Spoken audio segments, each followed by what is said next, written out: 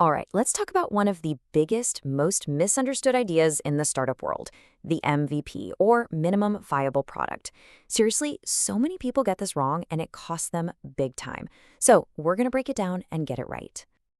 So let's be real. You've got it right. That amazing, game-changing idea for an app or a service. You just know it's going to be huge. You can picture it, you're excited, and your very first thought is probably, I need to start building this like yesterday. But whoa, hang on a second. That impulse, that need to jump right into coding and designing the whole thing, that's a trap. And honestly, it's the number one mistake that can kill your dream before it even gets off the ground. Yeah, this brings us to what's often called the startup trap. This is where so many smart, passionate founders just burn through all their time and all their money chasing a perfect product that, well, nobody's actually confirmed they want yet. The whole misunderstanding really starts here. You know, the moment someone says MVP, what pops into your head? For most people, it's software. They think, okay, time to hire a developer, or guess I need to spend the next 6 months learning to code an app. And this is exactly why it's such a dangerous trap. Rushing to build an app before you've validated the actual idea, well, that's probably the fastest way to end up with an empty bank account and a brilliant idea that's going nowhere. So if an MVP isn't just a simple app, what in the world is it? Okay, so let's set the record straight. Let's get to the real definition, because honestly, getting this right is the key to working smarter, not just harder. You see that? The key words here are test and want. An MVP isn't a product, not really. It's a tool for learning. It is the absolute bare bones thing you can create to answer the single most important question. Does anybody actually care about this? It's all about validation, not features. This really cuts to the chase, doesn't it? The myth is that you're just putting out some broken, buggy version of your final product. But the reality is so much smarter. You're not building a product. You're running an experiment to get a clear yes or no from real people with the least amount of work possible. Now, to really nail this down, we gotta look at the two biggest mistakes founders make with MVPs. If you can avoid these, you'll be way, way ahead of the curve.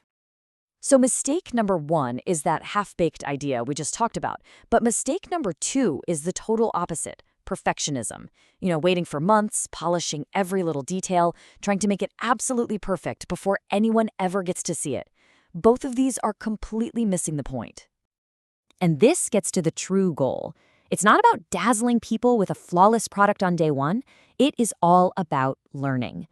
The real question is the problem I think I'm solving a real, painful problem for people? Your MVP is just a machine designed to answer that one question as fast as possible. Okay, enough theory. What does this actually look like in the real world? How do you build one of these learning machines? Well, the good news is it's probably way simpler than you think. Let's talk about a huge success story you might know, Paystack.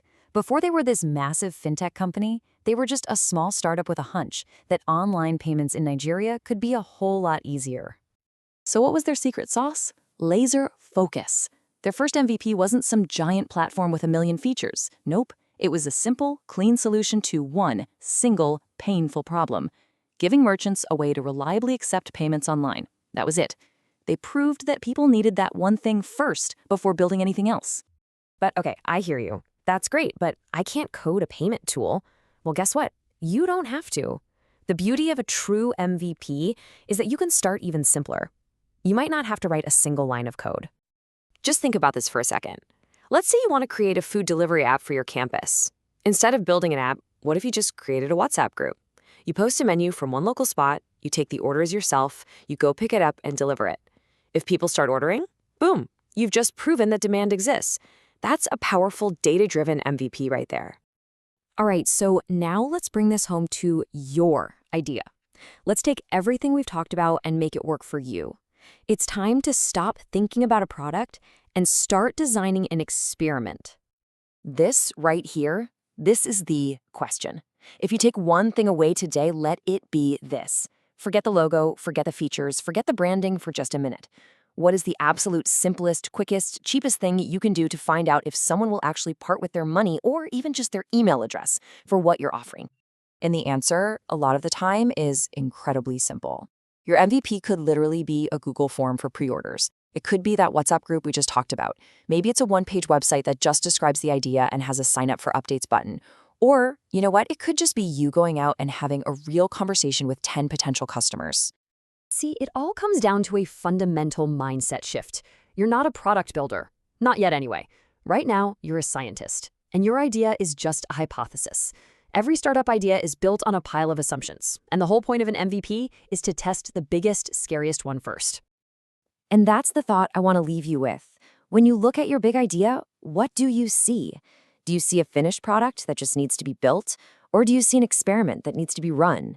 Answering that one question correctly, well, that could make all the difference.